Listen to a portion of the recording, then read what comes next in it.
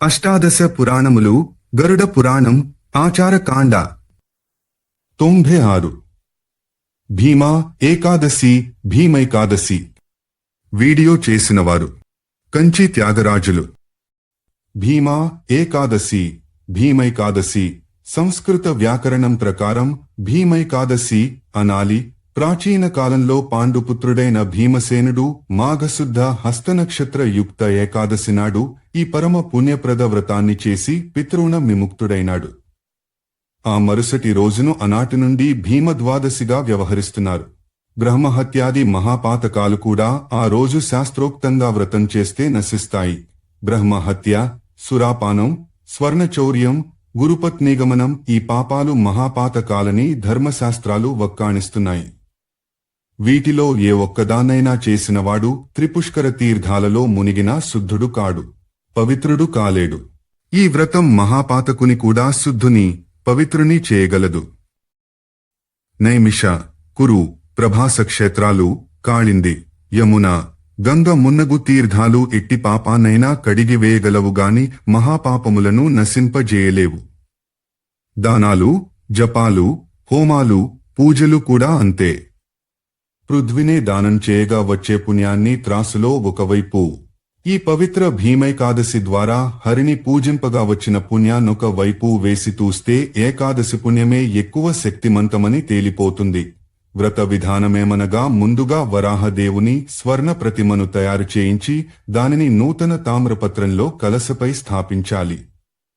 తరువాత బ్రాహ్మణులచే సమస్త విశ్వమునకే బీజభూతుడైన విష్ణుదేవుని రూపమైన ఆ వరాహ ప్రతిమను తెల్లని పట్టుబట్టలచే కప్పించి స్వర్ణ నిర్మిత దీపాదులచే ప్రయత్నపూర్వకంగా పూజ చేయించాలి.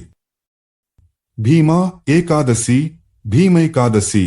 ఓం వరాహాయ నమః. చరణ కమలాలు. ఓం క్రోడాకృతయే నమః. కటిప్రదేశం. ఓం గంభీర ఘోషాయ నమః. నాభి. ఓం శ్రీ వత్సధారిణే నమః. వక్షస్థలం. ఓం సహస్ర శిరసే నమః. భుజాలు. ఓం సర్వేశ్వరాయ నమః. గ్రీవము. ఓం సర్వాత్మనే నమః. నోరు. ఓం ప్రభవాయ నమః. లలాటము. ఓం శతమయూఖాయ నమః. కేశరాశి.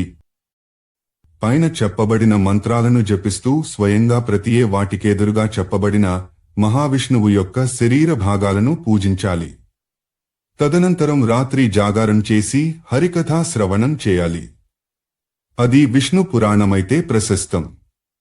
మరుసటి దినం స్నానాదికాలను నిత్య పూజను ముగించి నిన్న పూజలందిన స్వర్ణమయ వరాహమూర్తిని పూజాసక్తుడైన బ్రాహ్మణునికి దానమిచ్చి పారణ చేయాలి.